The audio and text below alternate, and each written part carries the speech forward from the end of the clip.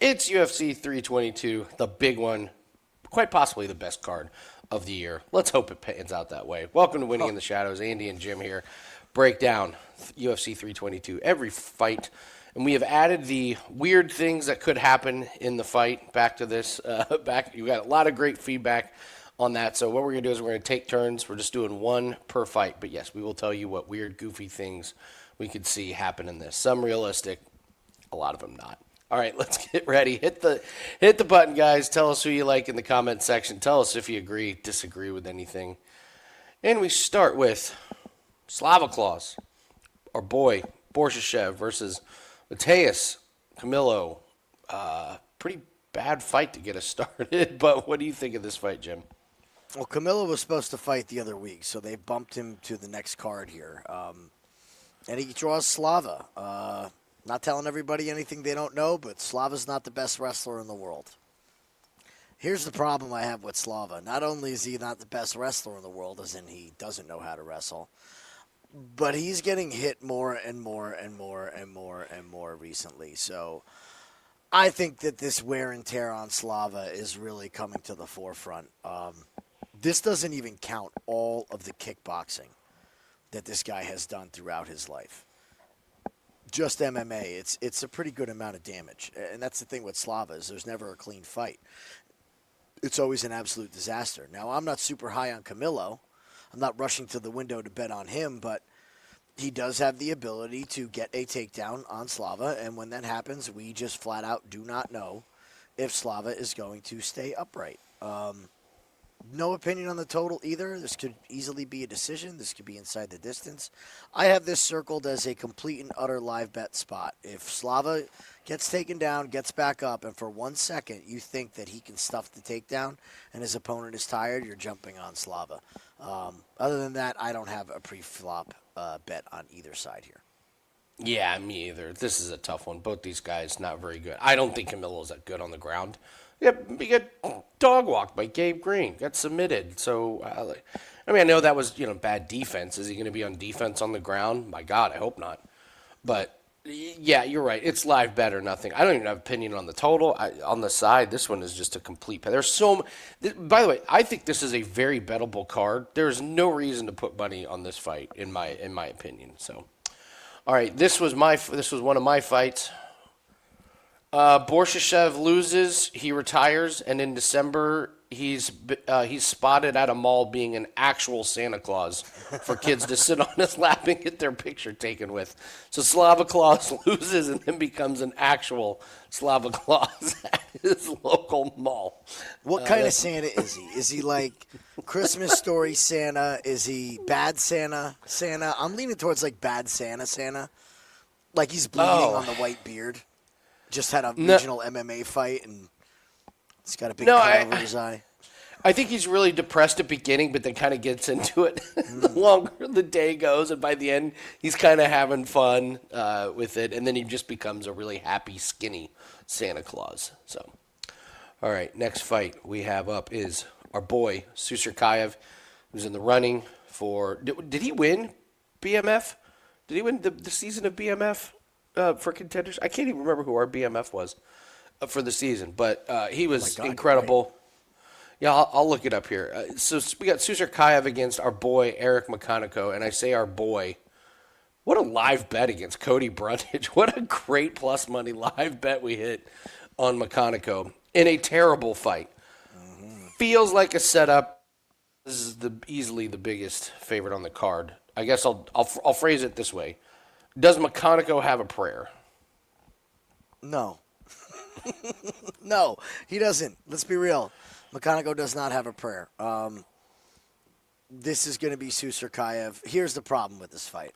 We are priced out of every freaking market that is available. We're priced out of the totals. We're priced out of the Susurkaev by finish. We're priced out of him by KO. We're priced out of him money line. We're just priced out. So I don't know what to do from a betting perspective. I feel like you have to try to make money off of Susurkaev. I'm not putting my money anywhere near Eric McConico. He is very obviously not a UFC-level fighter, and we know that Susurkaev is. Great pedigree of training partners, being with Chimaev and putting in the road work. I'm sure McConico's working as hard, but he's not getting the same kind of training in that Susurkaev is. And also, sneakily, by taking that fight early, third fight in the UFC for Susurkaev. We're not even out of 2025 yet. I mean, he's got the experience. It's not going to be too big for him. So I do believe he finishes him. I'm just trying to figure out what to do with the lines. That's a problem. It's all about the pricing in this one. And no, Susurkaev did not win. Remember, we made him ineligible because he was already in the UFC by the end of the season. Okay. Our boy Montes, we gave the diabolical psychopath. Can't wait to see that guy. Can't wait. Oh, if you haven't seen Montes on Contenders, Can't wait to see who they match him up with. Are you in for a treat? This guy is coming in and going to nuke some dudes in UFC. Yeah, I have nothing more to add. McConico can't threaten anything on the ground. His striking is basic at best, and we thought this was going to happen. So he gets the win against a terrible opponent on Contender Series. But give him credit. He did what he was supposed to do. And they give him this bum, Eric. I don't want to say bum, but short notice. It was a setup fight. Susurkaev trains with Chimaev. That was the card Chimaev fought on. And he came out and did what we thought he was going to do, which is be real cocky in the first round, and he didn't look good.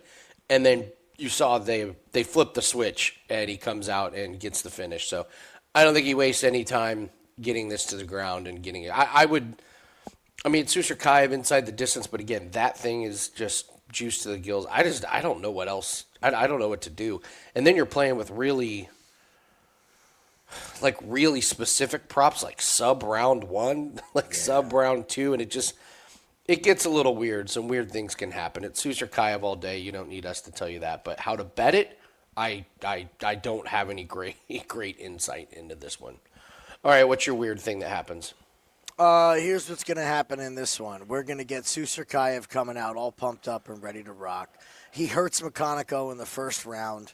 Instead of jumping on McConico, he decides to take a page out of everyone else's book to get noticed, because he seems like he's very interested in getting noticed.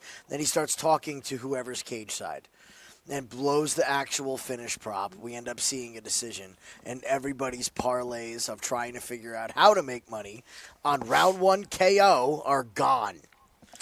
That's a great one. And it's Susurkaev by decision. Somehow everybody loses money on Susurkaev. Everybody loses money. Yep. That's pretty good. All right, we'll move on to Angela Hill. Is it Fatima or Fatima? Fatima, I believe. I think so. Fatima? I've heard it both. We're going to call her, for the purpose of this video, Fatima Kline, because we've had a great read on her, and we've called her Fatima Kline from the very beginning, so we're going to be consistent and stick with it. Coming to you first, this is our girl. We love Kline. I'm assuming we love her here. Yeah, we love Kline again. Saw a great interview with Kline and Blanchfield. Little known fact, a lot of people probably don't know, Fatima Kline's living with Erin Blanchfield essentially Monday through Friday. She's from, they actually train right by me in New Jersey. They're about an hour away. But Kline lives in Poughkeepsie, New York. So she's about an hour and a half away. So she travels down. She stays with Erin all week. They train together, all sessions together. And then she goes back up to Poughkeepsie over the weekend, comes back down. So they've been living together, training together. It sounds like they're building a really good team. What I love about that team is you don't hear any bullshit coming out of that team. It's just training, and that really speaks to her and Erin Blanchfield. She spoke in that interview that when she first came in, she spoke about being very well-rounded, and she feels like a lot of people have crapped on the fact that she's a well-rounded fighter, which kind of doesn't make any sense to me. But that she's very interested in using her full skill set. So what that tells me is she's getting Angela Hill on the ground here. I mean, you're not going to – if things are even close on the feet, you're taking Angela Hill down, taking her to the ground. I think we see a real stress to the submission here. Angela Hill, everybody loves her. You know, funny part of the interview was Erin Blanchfield got word that Fatima's fighting Angela Hill, and she said, oh, that's great, but I really like Angela. So, like, everybody's first answer with Angie Hill is like, we love Angie Hill. Who doesn't like Angie Hill? But I thought she really looked old in her last fight. The age is showing more and more and more, and that was the first time I could very definitely say that we saw a downtick in the skill set of Angela Hill. So I believe it's Kline. I would not sleep on Kline by sub.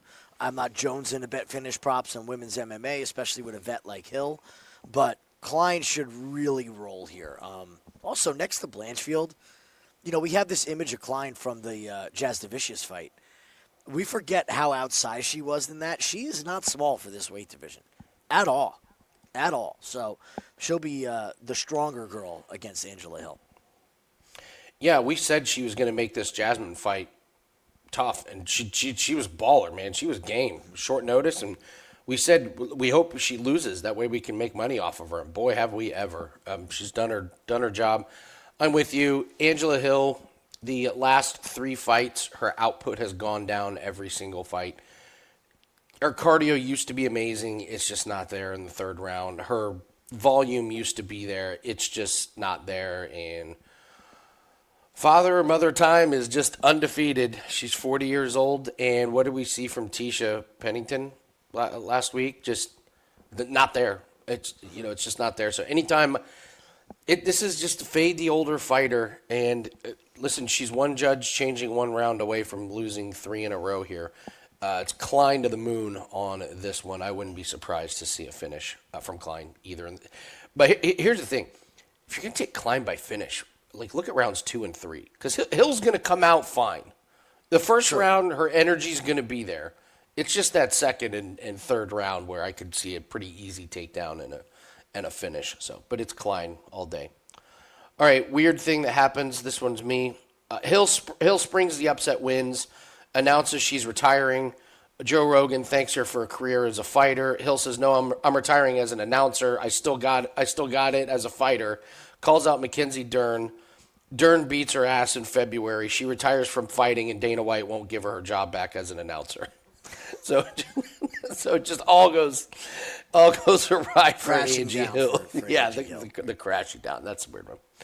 All right, we got to get to Chepe Mariscal and Pat Sabatini. I texted Jim. His hatred for Pat Sabatini is one of my favorite things about him.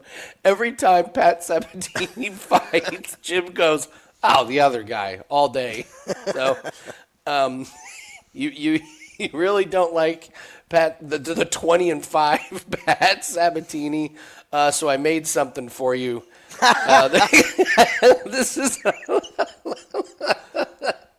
This is what Jim is hoping to do. I'd like to thank you for picking a good punch too. You didn't make me look like I'm swinging wild with my hands down. I had to search, but yeah, bam. that's the Diego Lopez. So, all right, I'll let you go first. Break it down. Why are you betting against Pat Sabatini? It's not that I don't like Pat Sabatini, the man. Here what we I go. don't like is that people fight Pat like absolute idiots, and he's a very simple fighter to beat. And we just haven't seen any big improvements. It continues to be grappling or bust. About the first 15 seconds of the Brito Sabatini fight, I went, whoa. Like, you're doing everything wrong to beat Pat Sabatini. You're just doing it wrong. Jonathan Pierce, eternal bonehead. Not even in the UFC anymore for being a bonehead and just giving away fights. Other than that, we got a bunch of grappling. And then you got somebody who made him stand. Still, he gets knocked out. Like, just stand with the guy. All you have to do is the floor is lava. Stay on your feet. That's it. Stay on your feet. And you can beat this man easily. I think that Chepe's going to do it. Like, you set me up for this breakdown to look like such a hater. Such a hater. But here's the reasons why I think that Chepe is going to beat him. Number one, this is a rematch. Pat Sabatini's evolution, I think, is only a physical evolution. I don't believe it's a skill set evolution. Now, what we've seen from Chepe, if you go back and you watch that fight, he's way less brawler. Way less brawler than he was back then. And again, Chepe, say what you want about his fights, but the guy knows how to win. The judges love Chepe. Just like Big Norm, the judges love Norm. Chepe keeps this fight standing. We're probably going to see a knockout for Chepe, which is wild to say because he's not known for his standing one-punch KO power. But Pat is just such a fish out of water once those takedowns don't start working. So, like Chepe in the spot, I think the wrong fighter's favored. Let me put it this way: if you gave me plus money on this fight on Sabatini, I wouldn't be jonesing so much to bet it. The other guy, I don't want to bet somebody as a favorite because he does have that ability to pull that sub out of nowhere or get the takedowns. But Chepe's going to make this guy work, and I don't know if anybody has made him work in a very long time in an MMA fight. So give me Chepe by finish, little sprinkle, late finish. I got Sabatini winning. I don't think Chepe can keep this on the feet. I've watched him be taken down a few times, and I think Sabatini. I think sometimes we forget how good he is at these takedowns and can pounce. It's not anything I'm gonna play, but for the purpose of the video, I'm taking Pat Sabatini. I watched Chepe get taken down a couple times. He can get back up, but Sabatini's just different. The other thing about Sabatini, I always forget his size. I always think of him as a smaller guy. And then it's face-offs, and they're the same size. I'm like, oh, yeah, he's not this small guy. So I have never seen a faster live bet in an MMA fight in my life than the Joe Anderson Brito. Brito comes out and does the one move you can't do, throws a lazy body kick that Sabatini takes down. I see Jim just roll my eyes. You were just like, no way. I can't Remember bet. what happened when he stood up? Well, like you said, let's see if Brito can keep it on the feet. I go, he's not. What happened? Another body. Didn't. Oh no, it was a spinning back kick. Oh, the spinning back Sabatini kick. took him down. That's what something spinning. Like wow, fight IQ through the roof, brother. Through the roof. Absolutely hilarious. So we'll for fun go head to head on this one. All right, I'm dying to hear what you got going on You're in this gonna one. love this one. This I one's think great. this one just for Andy. Okay. Sabatini's winning the first round. He goes in for a takedown, and Chepe just absolutely nukes him with a knee. Chepe runs off to celebrate. The referee for the fight is Chris Tognoni, and he's too damn handsy with the fighters. So he jumps in, and he starts getting handsy with Pat Sabatini. Sabatini wakes up, chokes Tognoni unconscious. Yes! That's what you get for being too buddy-buddy with the fighters. And Andy has his moment in glory. Yeah. Tognoni. He did it again with a knockdown fighter last week.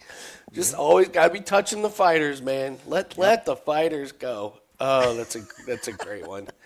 All right, Chepe, man. Let's go to Gerald Meerschaert and Kyle Daukaus. Kyle Daukaus made his triumphant return to UFC by knocking out Michel Pereira, who we think is lied about his age, and we found out live on the broadcast that he was working out that morning. Bold strategy. Powerlifting. Yeah. Jesus, Pereira. Yeah. All right. What do we think here? We got old man Meerschaert. We got Kyle Daukaus, who, I mean, literally, he and his brother just coined the phrase, we can't wait to bet against a Daukaus. But are we betting against a Daukaus here? I don't think we're betting against this Daukaus. I'll tell you flat out, my favorite bet on this entire fight right here is fight doesn't go at minus 210. I know it's minus 210. I don't care.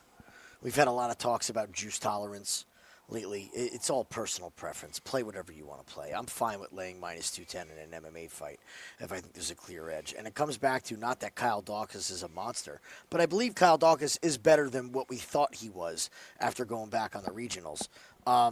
It's that Gerald Meerschaert has hit a wall. And it's about damn time with 57. That's right, 57 pro fights. Now ask yourself, out of those pro fights, when Gerald loses, it's usually on the feet. If it's on the feet, do you think Gerald Meerschaert took a lot of damage or the fight was finished violently? I would say most of the time. Okay? He should be one win in his last, 9 fights? Yeah, should be. But Shabazian gasses himself out, right? Well, the ref didn't stop it. I mean, True. Shabazian gassed himself by beating Meerschaert within an inch of his life, and the ref refuses to stop it. His wins are Brian Barberena, who we were screaming for somebody to take down and choke unconscious. Bruno Silva, who no longer wants to fight. We already knew that. He beats the Dustin Stolfus in 2021. He was getting his ass kicked in that fight. So, like, it blows. He is still signed to the UFC for some reason. I mean, I know he's a real likable guy. Everybody loves Meerschaert. He's got to be buddies with somebody to still be in here. I mean, look at this record. How can you still be in the UFC? I think that the R word is a possibility in this. We're looking at an elderly fighter with a lot of tread. Getting to retire at Madison Square Garden sure sounds like a good way to go out. I think this is Daukaus, and this is Daukaus by finish early. I don't think this is round 3. I'm with you. Daukaus can wrestle. That's the thing. Meerschaert's not going to take him down. Daukaus is bigger. He's going to have a reach. He's going to have a physicality, and I mean, you go back to Daukaus here, and his last. So he has loses to Brendan Allen. Okay, beats Stoltzfus. Loses a decision to Phil Hawes. I believe that was before Phil Hawes' chin really got gone. You have the weird no contest coming home and have a head clash. Jamie Pickett wins. Okay, he gets knocked out to the Leadze and Eric Anders, and I know Eric Anders is older, but listen, 2022. So he goes on the regional scene and has some good wins. Does what he's supposed to do. He gets finishes a pretty good Peter Shuck. I watched that fight, and he just nuked the guy. It was really good. And then he comes in, and listen, say what you want about Pereira, but it wasn't like Pereira was exhausted. This thing was 43 seconds in. He uncorked one.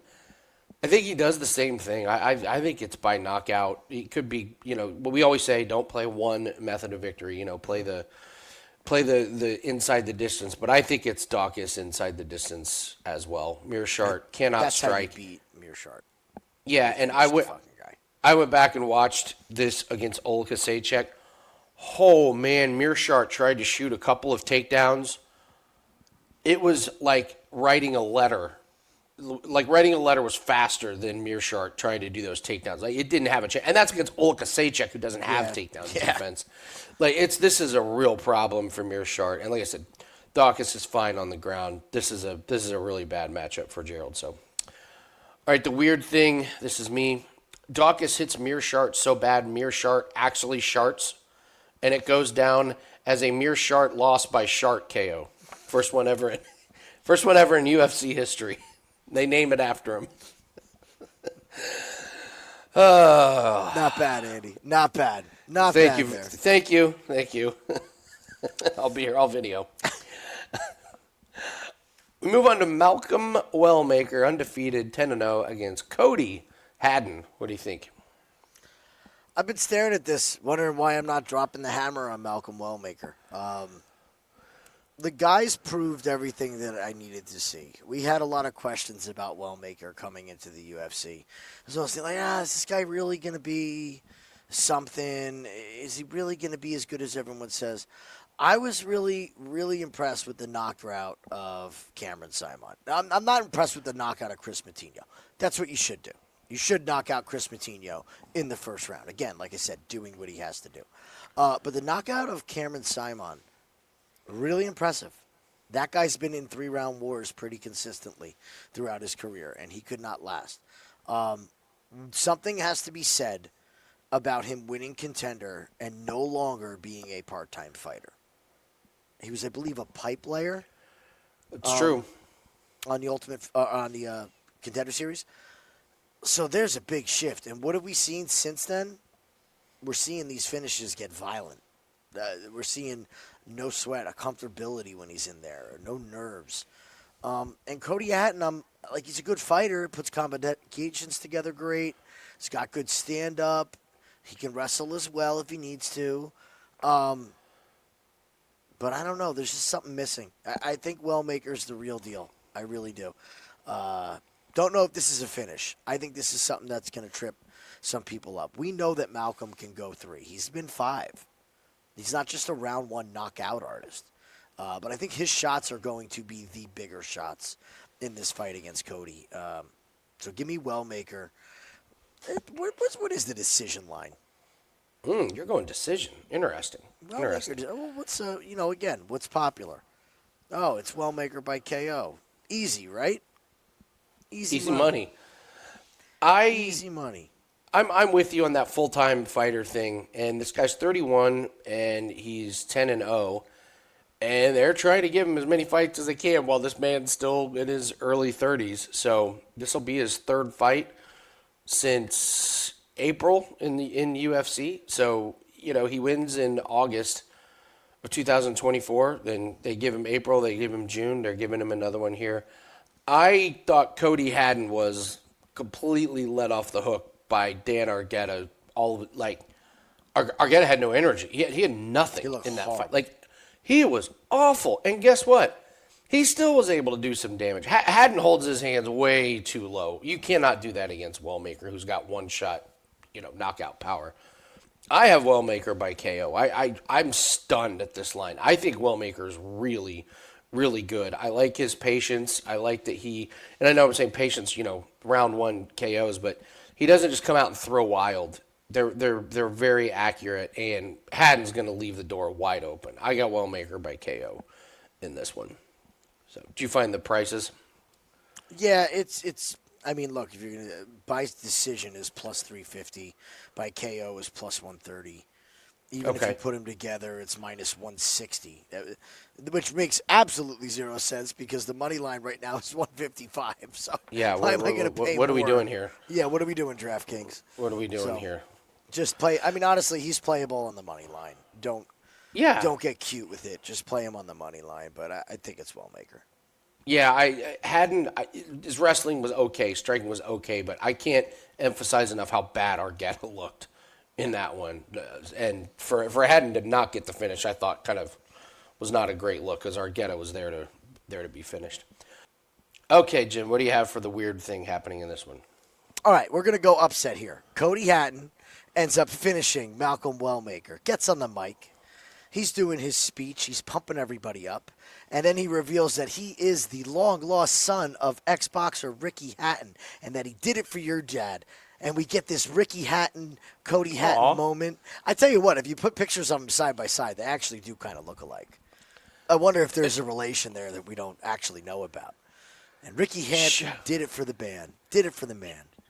Shout out Ricky Hatton, R.I.P. That's a great one. I'm glad you have some positivity sometimes, right? Yeah, absolutely. Emotional. Yeah, Rogan and DC are crying. Yeah. That's great. That's a great one. Move on to Aaron Blanchfield and Tracy Cortez. Jim, coming to you first. Interesting fight here. Feels like Cortez bringing some momentum into this one. I think she might be a little overrated. What about you? I was all about betting on Tracy Cortez in her last fight, and it wasn't for the reason that all you freaks out there are thinking. Okay, take it in. We're talking about MMA. It was a beautiful matchup against the old Viviani. This is a different animal. Let's be real here. The last time Tracy took a step up in competition was that fight against Rose, where she got her eyelash knocked into the third row. If that was Rose from 2 years ago, that's not going the distance, but really just a beating. Beating Jasmine, low-key good win, but that was kind of like before the surge of Jazz. We're like, oh, she figured it out. Like, stop striking and be a dominant wrestler. Cortez has great wrestling. What I don't like, she's doing a ton of media. She's become one of the poster children for the UFC as far as marketing goes. We go back to the Paige Van Zandt days. Tracy Cortez is exactly what you want as an employee. You can take her to every event, put her in an evening gown. Everybody's going to lose their mind over her, get her on podcasts to do interviews, and more power to her. Because I'm sure Tracy Cortez ain't making a whole lot of money fight to fight. So she's getting hers as far as money goes before this career is over. But she's going up against Erin, who's been fighting the best of the best, who I believe was going to put a whooping on Macy Barber if Barber was healthy in that fight. Aaron's been a caged animal for a while here. This is a rematch where Tracy won, so there's motivation for Aaron to get this W. Again, we mentioned it before, training with Kline every day. I would expect to see some improvements. And Aaron's just built for the grind, man. I think this is going to be a grindy fight, and I think she's going to edge Tracy out. She will be the one moving forward. It will not be Tracy Cortez. So give me Blanchfield. I'm going to say Blanchfield by decision. Yeah, Cortez is known for wrestling, but her takedown defense isn't that good. And Blanchfield can get takedowns, and she's just kind of got that smothering top control where it's just really annoying, and you can't really get out of it that much. Striking, I'm not real impressed with Cortez's striking. And, yeah, she beat, Viviani, who getting a little up there in age, and Blanchfield is not. I agree with you. It's such a weird... Okay, they fought before because I believe Blanchfield was like 19. It was a while ago. And what's weird is, can you take a lot away from that fight? Well, I don't think Cortez can, but Blanchfield can. Blanchfield would be like, I'm getting back at this woman. So I agree. I think Blanchfield's a little bit better everywhere. Striking, I think Cortez can be a little bit wild. And are her strikes that? Are they that sophisticated? No. Is her wrestling that much better than Blanchfield's? No, I don't think so. So don't be surprised if people think Cortez can wrestle Blanchfield and Blanchfield ends up in top position, with some control time. So I wonder what props on Blanchfield's takedowns. I would love to see if 1.5. Like, wonder what the prices are on those. I would love to. I think we end up getting a stand-up fight. Oh, you think so? There will be takedowns in moments, but I do not believe that we are going to see an entire round of somebody on top. Okay. Like this could be one of those where we get two wrestlers, also two girls who fought before, and just want to punch each other in the face. And if that's the case, the volume of Blanchfield is way better than Cortez. Cortez is a little low volume as the fight goes on. Okay. All right. I've got this one for the weird thing that happens. I have Cortez is winning. Herzog's the ref. Herzog randomly DQs Cortez for something that didn't happen. Right after Buffer announces Blanchfield as the winner, Herzog reaches up and rips off a mask, and it's Brian Ortega. That could happen. You never know. The big reveal. And everyone's like, I thought Herzog was a bit taller. Okay. So... listen, we said it was a bettable card. Yeah, it's time to fire a big one. We have our 5% best bet that's up. Not had a 5% in a few weeks, but what we have done is we've done well with the bets. Hit 4 UFC best bets in a row. So we have the 5% that's up, and there's going to be at least one other play attached to that one. We're still going over props, but we have some very bettable moments here. So join us on the 5% play. We're over 60% on 5% plays. This year, that's kind of the number you want to be at for 5% plays. You want to be above that.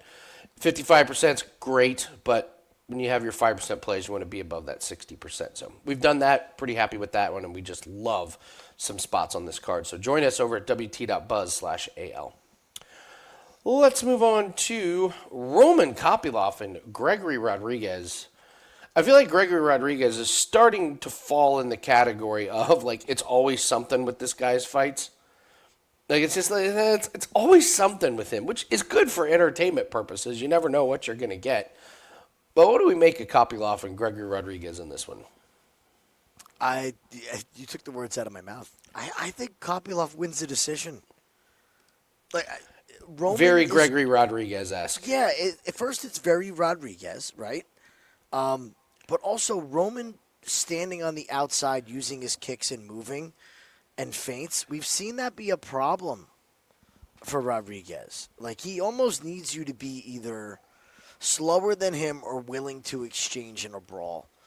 And we know that Kopylov is a good fighter. He's got to have more brains than to just go out there and slug it with Rodrigues. Now, if Rodrigues gets him down, there's a big advantage for him. But we can't trust this guy to wrestle. We just flat out cannot.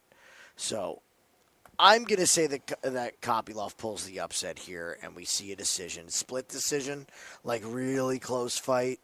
And everybody is very upset in the crowd. This seems like everybody's on Rodrigues, and that worries me with this guy. When everybody's on Rodrigues, i.e. the Jared Cannonier fight, it's just there's always something, man. There's always something.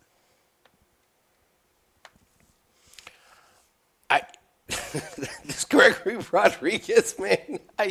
You look at these where you're like, oh, he won against Jack Hermanson. But what you don't see is how beat up he was. Mm-hmm. And Jack Hermanson's not a power puncher. Like, Jack Hermanson's not known for his violence. It looked like Gregory Rodrigues was hit with 2x4s. It was like, what happened? He's whooping Jared Cannonier's ass, and it just couldn't help himself. He gasses out and just gets nuked in the fourth. This win against Christian Leroy Duncan is aging beautifully. He gets a third-round finish against Tavares, but Tavares is not the guy to gas him. That's the thing. If in order to gas somebody, you got to be someone to push the pace, and that's just not what Roman Kopylov does. We had a nice string where we were, this string here where we were like, Kopylov's getting, like, he came off the loss to drive, and then he gets to Chirico, and we were like, oh, he's winning that one.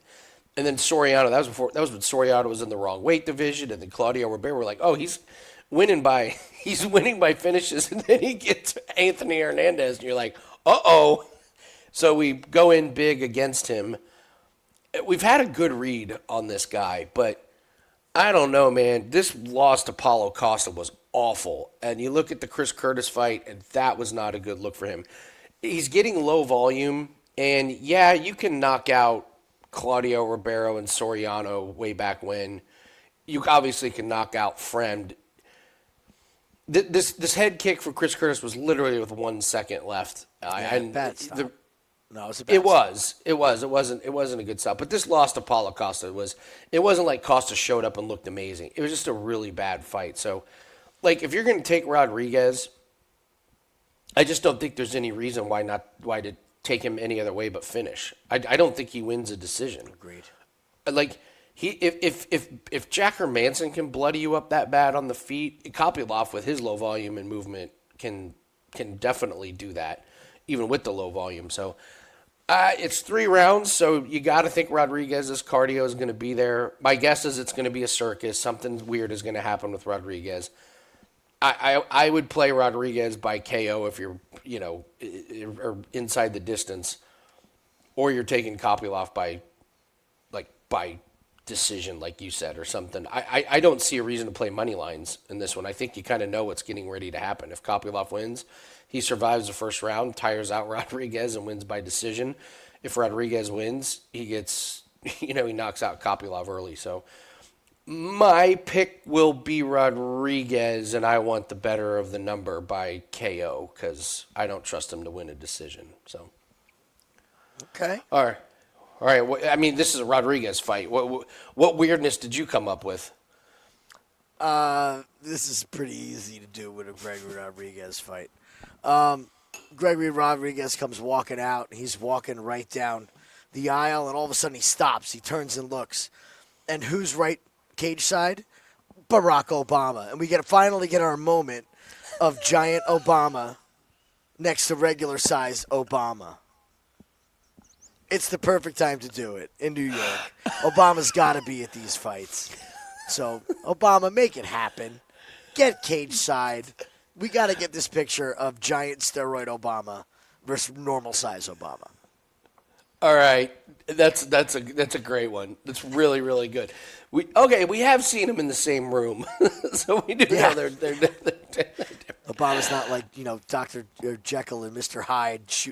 He's just going out there. What's Obama been doing? Winning MMA matches. Giant Obama. Oh, my gosh. All right. Bo Nickal and Rodolfo Vieira. Coming to you. What do we do with Bo Nickal? I wanted to say that this is Bo Nickal reminding everybody what kind of a prospect he is. Reason being, he's fighting a guy who has come out and said that he just doesn't like fighting, but he has to. That's kind of all you really need to hear. at this level of the UFC is just don't bet on the guy who doesn't like fighting. Now, that being said, we go to this guy. He's coming off a win. But this loss to Petrosky was an absolute slug of a fight. It was horrible. I don't know who won that fight, honestly. It's like, I know we all lost, I can tell you that much, but I don't know who won. He beats Tresean Gore, who's unimpressive. It goes to decision. And now you're giving him Bo Nickal. So when is the last time that we saw anything from Vieira to say that he is here to win and loves MMA and is going to train hard and passionately for it? I don't see it. I think all the motivation is on Bo Nickal's side. Then I had to go and hear an interview with George Masvidal, of all people, with Bo Nickal, where he said, no. "What are you doing in camp?" He said, "Well, I'm just really starting to put my striking together."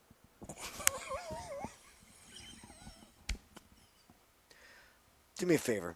Can you give me the big screen for a second? Oh, no. Put me front and center here for a second. Okay. I don't think... Just talk. I don't think I can. Bo, I'm speaking directly to you, Bo. Stop with the striking bullshit. Okay? You're a fucking wrestler. Be a fucking wrestler. Start striking from dominant wrestling positions. That's where you can work on your striking. How about we work on elbows to a grounded opponent? Not a spinning back kick, Bo. Sorry. Bo, it's I want you to be warranted. good. Cut the bullshit. Go back to wrestling, please. It's completely warranted. So I can't do anything with it now that I heard that the wrestler is not going to wrestle and strike. I'm out. I'm out entirely. Early Lima's Bo, I'm out. Watch it live. Bo Nickal doesn't wrestle, bet the other guy. Well, I'm taking it a step further. I'm taking Rodolfo Vieira. At plus money, yeah, absolutely. So we have Bo Nickal comes in with all of the hype in the world. They give him a layup against Jamie Pickett. He does what he's supposed to do. Val Woodburn, he lands the strike on the feet. It's Val Woodburn. He gone. The Cody Brundage wasn't a great look. Everybody had Bo to go round one. And remember what we all said after that? We were like, oh, they wanted him to get some more cage time. Well, you had the over 1.5. That was one of your favorite bets. I did. I said over 1.5 in this one when everyone had the under. And then we get to the Paul Craig fight where he decides to show off his chops as a striker. And it wasn't that he won. It was that everyone was booing after. And do you remember what he said? He's like, I just beat like a blah, blah, blah, blah, blah, blah. I don't know what y'all are booing for. And it was at that moment that I was like, oh, he doesn't get it and doesn't care. And I wondered in that moment if UFC was like, hey, man, we brought you in to show off this dynamic wrestling, and we gave you the layup of layups, Paul Craig, who cannot wrestle, and you decided to stand and strike on the main card of John Jones versus Miocic. We put you on the main card, and this is what you get, and this is what you do. And then he does the same thing against Reinier de Ridder. Yep. And here was what was terrifying in that one. What happened in round 2? He got exhausted. He took those knees to the body, and he was done against de Ridder. I didn't hear that, but yes, whatever. You know who else said? You know who else said something like that was Pat Sabatini. Remember when he said it before? I think it was before the Lopez. Whatever the last fight he got knocked out, was it Diego Lopez? He was, I'm going to show you something new. Yeah, and it was like, right. oh, are show you? My evolution, and we're like, oh, Patton Lopez. Yes. Listen, Rodolfo he can wrestle. He can get takedowns. He's got submissions. I actually think he's the better striker. Bo Nickal's striking is laughable. Don't tell me it's getting better. So you're giving me plus money to fade this version of Bo Nickal? Yeah, absolutely. Absolutely. There's no way I'm betting Bo Nickal. Here's the alarm with Bo striking. And I'm sure there's going to be people out that there we've on the watched internet. it. They're going to call me a joke and a fraud, and I don't know what I'm talking about, and you haven't fought in the UFC. What are you saying? When Bo got hit to the belly with that knee, he had a very amateur reaction. You know what the reaction was? I've never been hit like this before. What was it? Remember he got hit with a knee to the stomach against the Ritter? Okay. And the way that he reacted, the way that the whole fight swung, that's something that you don't build up in 6 or 4 years of training in MMA. Like, you need to know what that's like in a fight, and you saw something really, really amateur in that moment from Bo Nickal when it comes to the striking. Now, he could learn from that. It might just take one. Maybe he's that good of an athlete, and he doesn't want that to happen again. But that's really alarming because anybody can hit a knee to the body. All this clinch time and all this clinch work. And if you're that weak to getting caught in the solar plexus as a pro, and not able to fight through it and look for your ball and go home, I can't bet on you. I just can't. Yeah, Vieira, nothing on this one. Move on to Beneil, Dariush, and Benoit. Oh, we got to do our weird thing. Oh, the weird thing. Sorry, this is me. This is a pretty decent one. Bo Nickal is not wrestling. This fight is awful. It's a striking match between Bo Nickal and Rodolfo Vieira. Rogan is stoned out of his mind and says something to the effect like, Bo Nickal, right now he's fighting like Bo Penny. And Nickal hears it and turns into a wrestler and takes down Vieira and submits him within a minute. That was probably the most plausible one that you've said all night. Could you that not is a see joke that Joe Rogan yes. saying something stupid like that, stoned out of his mind? Yep. And it may be Rogan, it may be DC. I could see DC saying something like that. Joe Rogan being like, Bo Nickal. And DC like, hey, Joe, he fight more like Bo Penny, isn't he? Like, you're right. It's silent. Bo hears it. Just double legs Vieira, slams him, and chokes him out. Actually, it is DC. DC is the one that would say that. Hey, Joe, like proud of himself that he came up with that all on his own on the spot. All right, Beneil Dariush and Benoit Saint Denis. This is another good one for what's weird that's going to happen. I am baffled by this one. I'm going to you first. I'll keep this quick. I thought Benoit was full of shit when he said he didn't have a training team or a coach or anything all through his career. Well, I can't argue with the results. It is what it is. You are what you are, right? Right after the Moicano fight, when he takes the absolute beating, we find out that he's never been training with anybody intently, like every day with like a plan. He's just kind of gone out there and fought. Since then, he's got finishes over Kyle Propolic, whatever. But he made Ruffy look like he didn't belong in the UFC. He went back to his roots, which was the grappling. On the flip side, the last time we saw Beneil Dariush, it's been a while. He got pulled from his last fight, or they pulled the last fight, so he had to wait again. But this win over the checked-out Moicano, like they had to reschedule it. We've been saying for, 2 years that Moicano was the one that said that he needed shoulder surgery and still hasn't gotten it. He's just banking money before he's got to go on the shelf. Benny's looked bad, and he's getting old. I have to go with Saint Denis on this. I am not rushing to bet this unless the R word, I dropped the sign, I can't reach it, pops up for Beneil, but it doesn't seem like there's much there.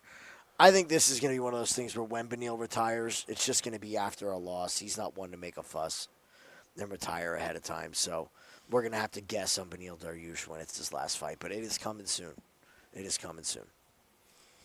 Yeah, Dariush looks so awful against Oliveira and Susurkaev, and you kind of go down. He like when he loses, he gets knocked out. He doesn't lose decisions. So what does he do? He just makes the fight really boring against Moicano. And yeah, that's the thing. That's what we were so confused on what to do with this fight. We were like, do you bet against old man potential retiring Dariush? And the reason we bring up the retirement word is he brought it up. And then it turns out, no, you bet against the checked-out shoulder need surgery Moicano, who did absolutely nothing. Yeah, it was bad. I didn't see anything in that fight to make me want to bet on Dariush at all. So it's Saint Denis.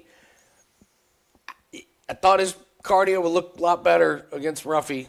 We worried about his durability and his cardio, and you're right. It's wild to think this guy fought Dustin Poirier without full-time, like, consistent training, and then what happened against Moicano.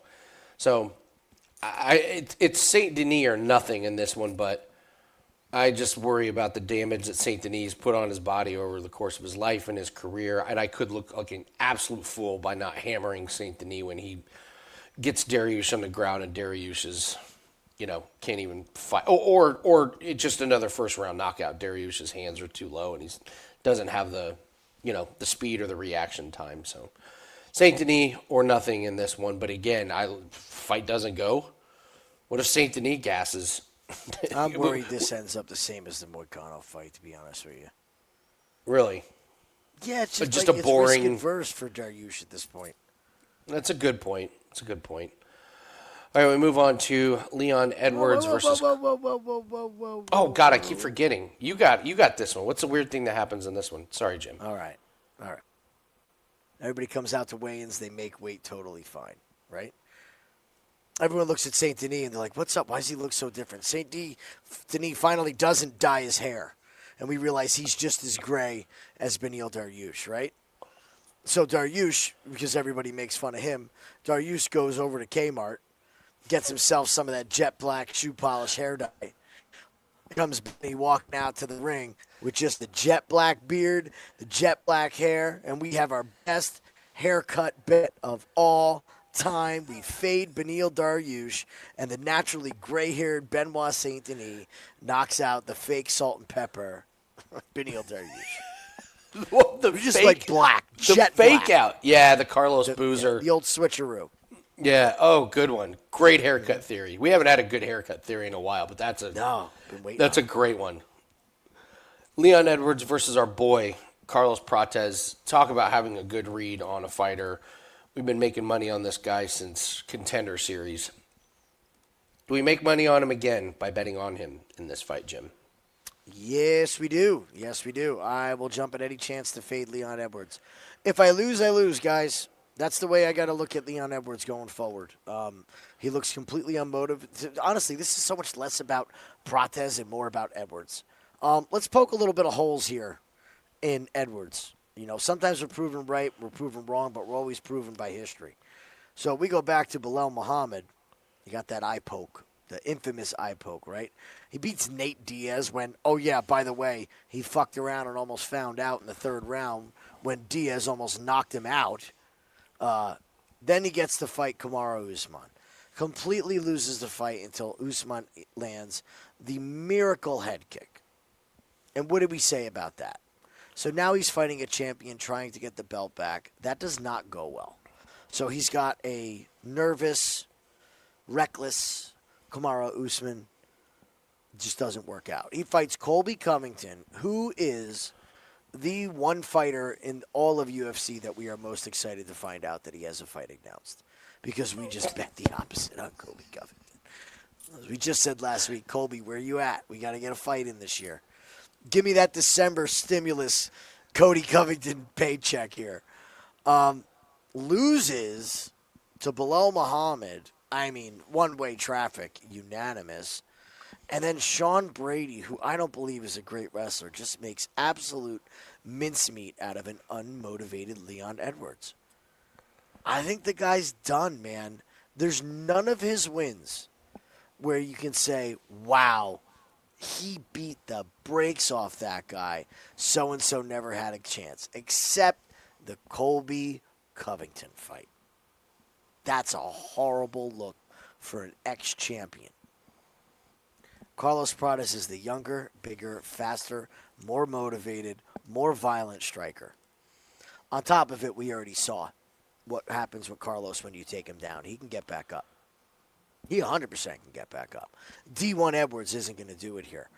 I'm going to speak on this a little bit because I'm sure you're going to bring it up, but this Ian Gary fight, remember we talk about fights that are fixed? Right? We're trying to see which ones. Wasn't fixed. The winner wasn't. However, that fight going to decision and being so amicable between the two of them, that's a glorified sparring session that we should have found. Like, this is going the distance. 1,000% going the distance. That was a misstep on our part when it turns out they're like actually friends. His and they son just was stashing Skittles around Prates' locker room. Yeah, we Like, saw on. that and we were just like, oh no, it was always fight goes the distance. Oh no. I believe they even said something about like it'll be fun to fight again when it's for the belt. Like, that would. I'm with If you. you can't tell, it's Prates, and it's Prates. I think it's Prates by decision for me. Go ahead. Yeah, this is one of my favorite theories: is fading the fighter that reached the top and has peaked. It's too hard when you get to the top and then you fall down to get back. This guy's 22-5. 27 fights. He's 34 years old, and the fact is, he was getting his ass kicked at Usman. And yeah, this Colby Covington fight, I sadly, because I'm a diabolical lunatic, went back and watched it. Oh my God. Leon Edwards loses to anybody else with a pulse. And then he did lose to a couple guys with pulses. And by the way, I'm with you that this fight is throwing everybody off the scent about Sean Brady. We'll get to this guy coming up. But yeah, remember Nate Diaz? Remember Nate Diaz caught him, and instead of jumping on him, pointed at him, and it was like, Nate, you could have finished him. So The look of concern on Edwards' face after that shot showed you how rocked he was. He got serious real quick.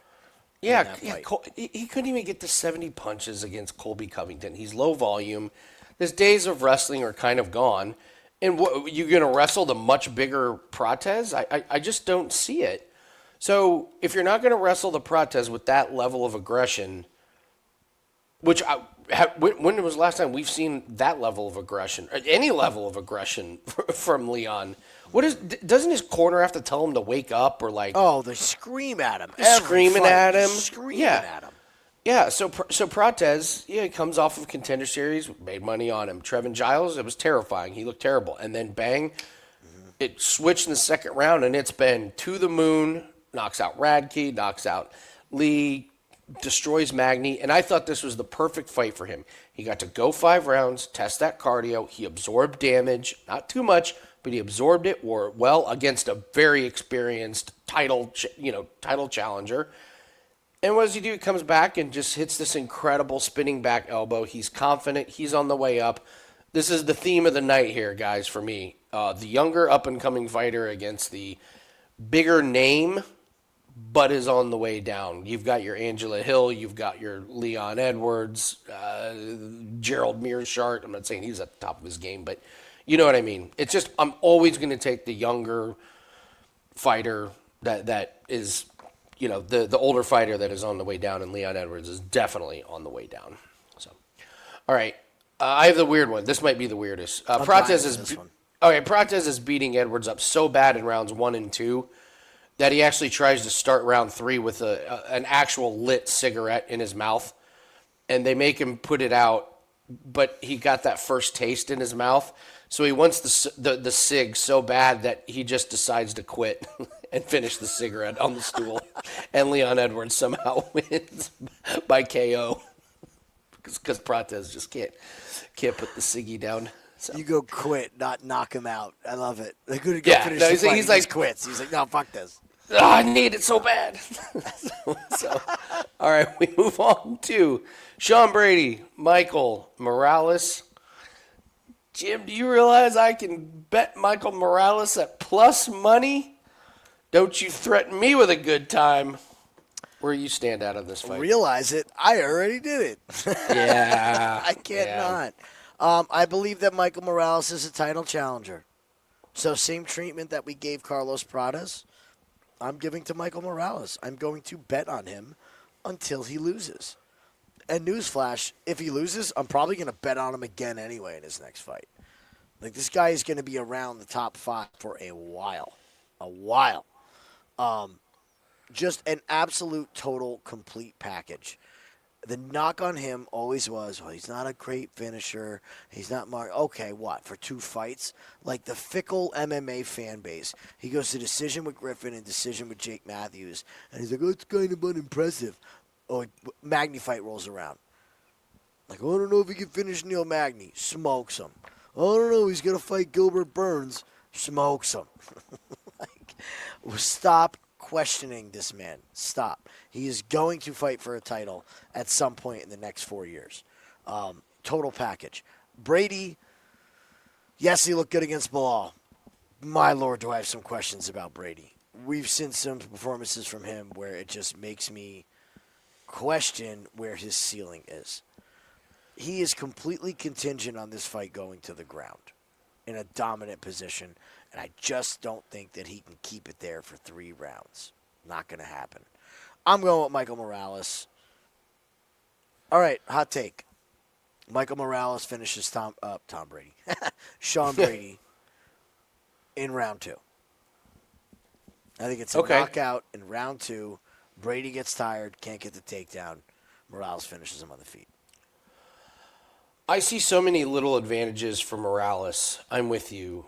I'll start with that Michael Morales is a national wrestling champion, and his body type is going to be a nightmare for Brady to try and wrestle. He's taller and he's got a big reach.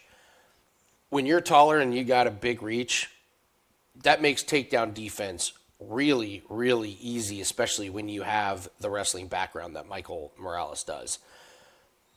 The striking, it's not even a contest. That's the big one. Like, Morales stuffs a few takedowns and keeps this on the feet. Look out, because at range, Michael Morales does have that big KO power. And what we've loved about the evolution of Michael Morales is, you got to remember, when we started watching him, he was on Contender Series in 2021. This guy was, 21? Yeah.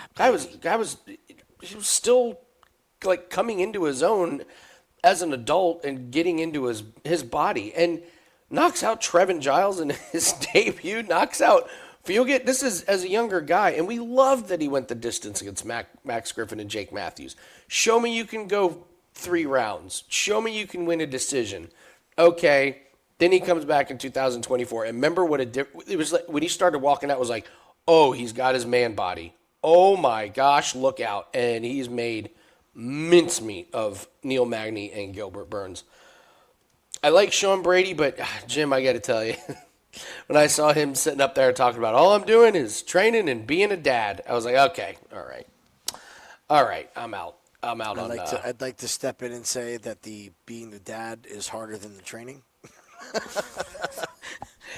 Yeah, it's the training. Yeah. If you're balancing both, it's a struggle to keep the training up. Michael Morales is like, I've been doing nothing but training.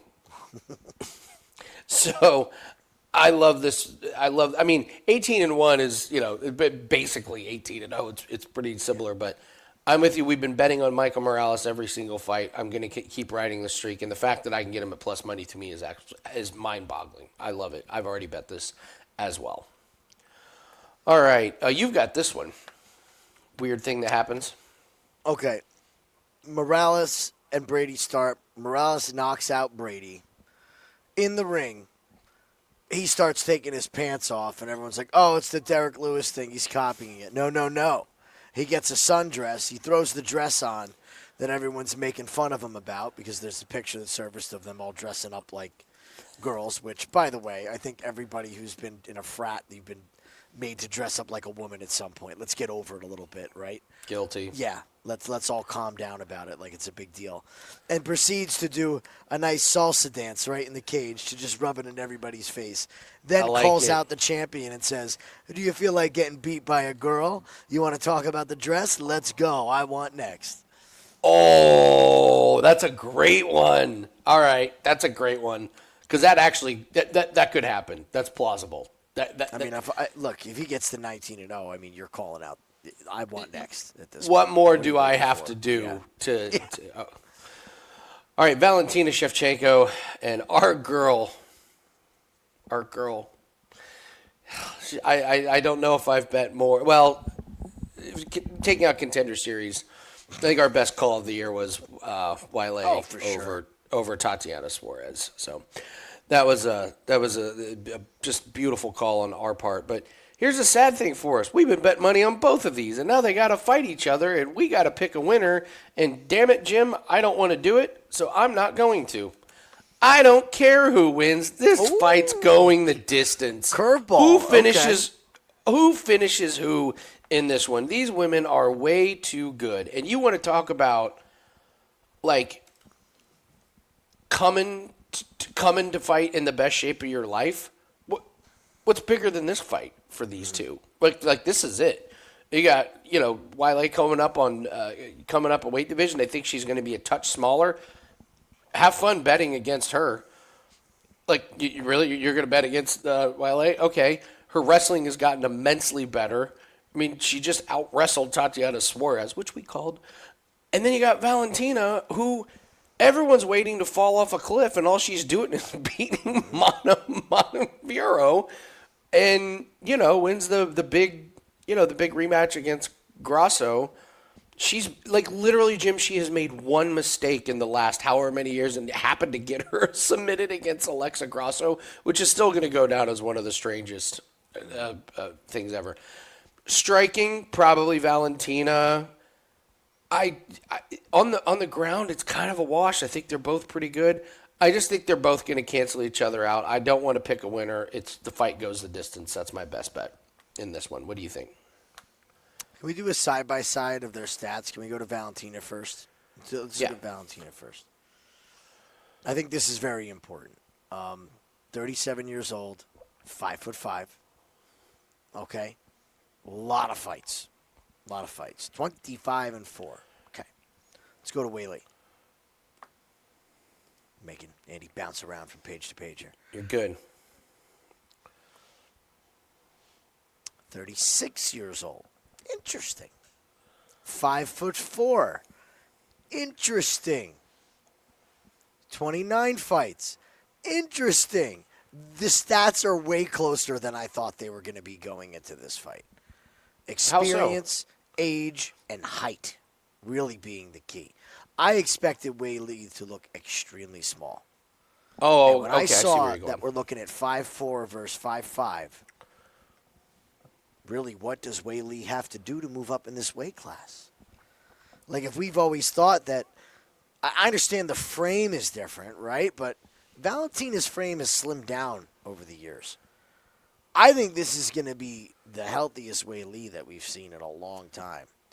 My big problem with this fight and why I like Weili is, when is the last time you could say that Valentina had a challenge of this magnitude? A well-rounded fighter who can do everything.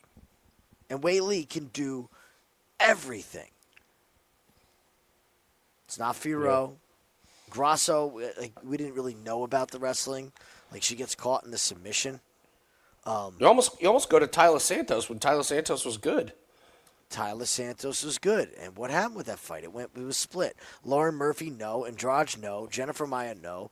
Chukagi. Yeah, now you're way back. No. Yeah, way back Carmouche, no. Not that Carmouche. Not 2019 Carmouche. Jessica, I know. JJ, she's not a wrestler.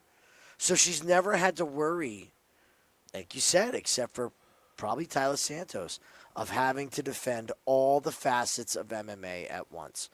This is where Weili lives, is using all facets of MMA.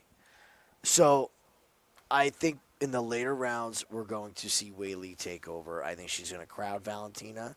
And if she can keep it standing and not allow Valentina to get those minute-to-go takedowns, which she's so good at.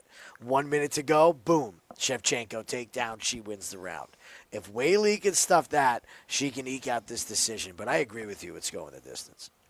Yeah, distance. And honestly, as a fan of both of these, I don't want to have money bet. I don't want to be rooting against.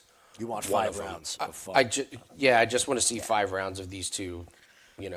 My favorite stat is Valentina saying her career disclosed earnings are only $188,000. That's my favorite stat in there. Yeah, we might want to update that. Okay, Valentina. All right. Somebody I have the doesn't weird. Want to pay taxes. All right, this is my favorite weird one. Okay, Weili wins and does the Valentina celebration dance right in front of Shevchenko. A week later, Weili's home and gym burned down. The KGB come. Okay.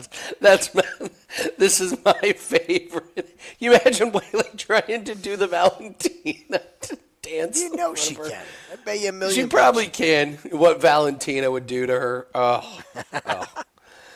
All right, we got to break down the main event, and then we're going to do our parlay buster and our woulda, coulda, shoulda. But again, hit the like button. Tell us in the comments section who you like. Tell us if you agree, disagree. Give us a weird thing that could happen in any of these fights. It's great for comment section. And we also have our 5% best bet that is up over at Wager Talk. Yada, yada, yada. You guys know the drill. So, Jack Della Maddalena, Islam Makhachev. I will make my prediction very quick because I don't need much time to tell you. I don't believe Jack Maddalena can stop the takedowns of Makhachev in the slightest. Credit to Maddalena. He's done what he's supposed to do, but the fact is he struggled with the takedown defense of Basil Hafez, a split decision against Holland. This Gilbert Burns fight was all kinds of weird, broken arm, but the fact is he was losing until he lands the big knee. And this fight against Bilal Muhammad, Bilal was asleep at the wheel and didn't even really try to do much wrestling in that one. I'm sorry if within the last 2.5 years you've struggled with takedowns against Basil Hafez and older Gilbert Burns, you will never convince me that you are ready for what is coming from these Dagestanis and Khabib's camp. I also do not think Khabib moves a guy a weight division unless he knows something. And I will tell you, Makhachev's day is coming. This guy is 34, which I think is older than most people would guess. This man has 28 fights along with all of the training. He has got a lot of wear and tear on this body. He's gonna hit a wall. If he keeps fighting at this pace, he's gonna hit a wall. This ain't it. Jack Maddalena's striking it's good, but I just like. How good was the striking against Bilal? Where was the power? Where was the big knockout? Gilbert Burns, where was that? It was a knee when he was standing up from Kevin Holland. Where was the big KO power? Basil Hafez, where was the big, KO power? You got to go back to when he punched Randy. It goes down as a choke, but he knocked Randy Brown down. How's that aged? Bone Fame can do that. So, look at all the Pete Rodriguez. Okay, all right, Danny Roberts. Yeah. I don't see it. Like, what? You think Jack Della Maddalena is going to show Makhachev something that Makhachev hasn't seen? The guy's fought Volk twice, Poirier, Charles Oliveira. I don't see it at all. I think it's Makhachev. I think it's Makhachev inside the distance. This moving weight divisions just to me is a gigantic strategic move from Khabib and in the corner. I think Maddalena gets dog walked here. It's very important when you're watching film or watching Embedded or Countdown that you pick up on things. And there was something that I picked up on, and it's had nothing to do with it had actually to do with DC. So if you haven't watched Embedded yet, DC goes to visit them, and he's grappling with Khabib. And DC says... You're talking about DC grappling with Khabib? Yes, DC was grappling with Khabib. Okay, you watched this or no? I did. Okay.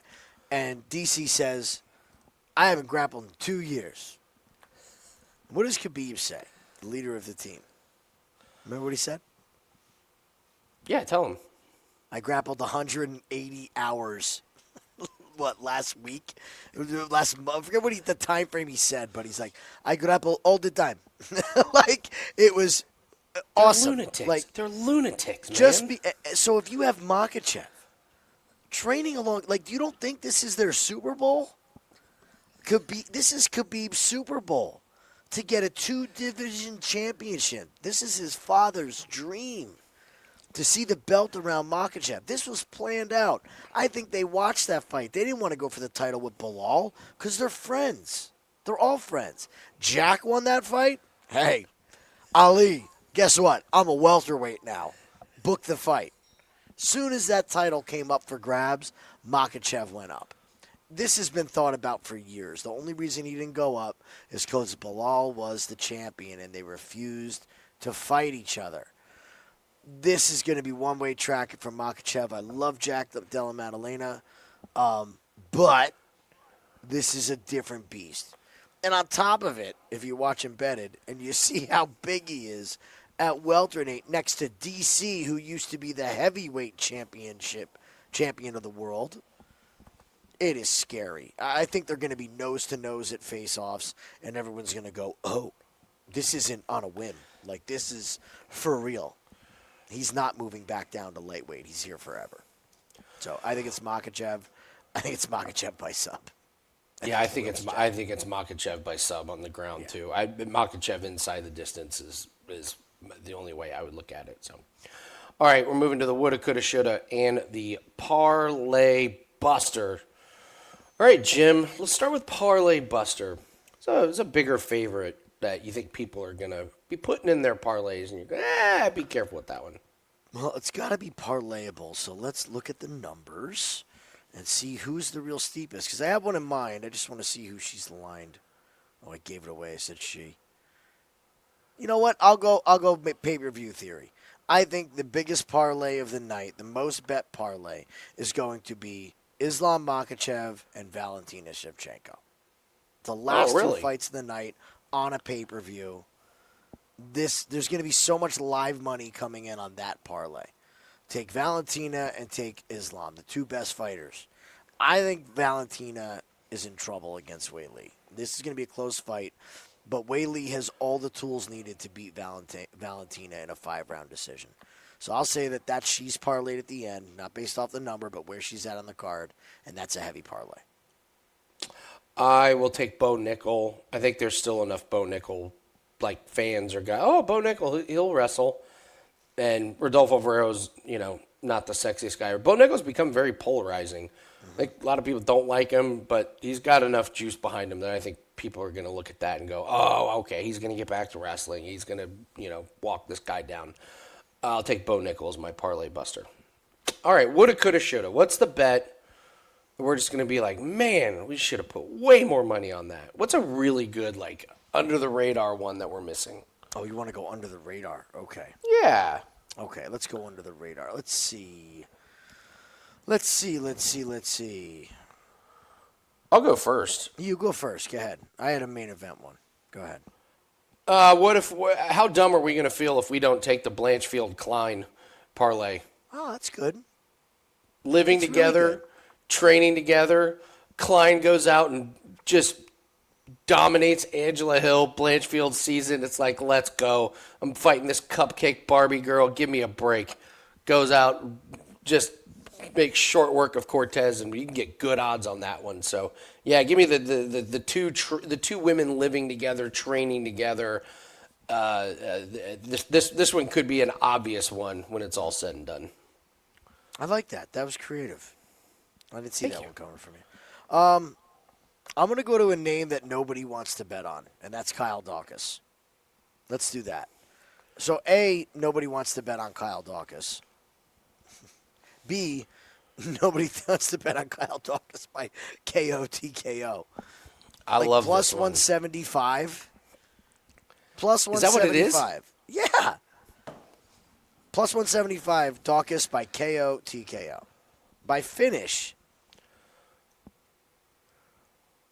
minus 130.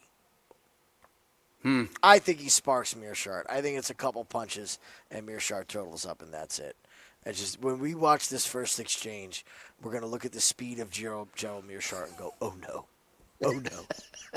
So, yeah, there will be a ticket on Mr. Daukaus. Oh no. In my opinion. Oh no, Gerald. Like fade the 40-year-old? Yeah, I'm in. There's your other parlay. Who's 40? Put them all into lose. Oh, you want to do? Oh, here we can absolutely do that real quick. Right? Here, we got some old ones, don't we? Okay. So we're doing a fade the old parlay. Fade the old that could be done. I'm not going to put Borshchev as the old done, but with Angela Hill. So you got Kline in there, you got Daukaus in there. You could, if we're just doing by they might be old and done. Dariush might be old and done. Mm-hmm. Saint Denis, Leon. Does Leon Edwards count? Mm-hmm. Okay, yeah. There's your old and done. I like that Brady, one. Morales, Jack Della Makhachev, yeah. Plus 260. there's your old guys. Your old guy theory. So, all right. Thank you guys for joining us. Appreciate it. Don't forget, UFC 5% best bet is up. UFC Hammer Time. Time to fire a big one. Hit our last 4 UFC plays, and we're ready to rock. We're going to add a couple more plays to that pack. So grab that over at wt.buzz/AL. Good luck on all your bets, and we'll see everyone later. Bye. Chef Boyardee, live view, Saturday. Be there. Pay-per-view. See you guys then.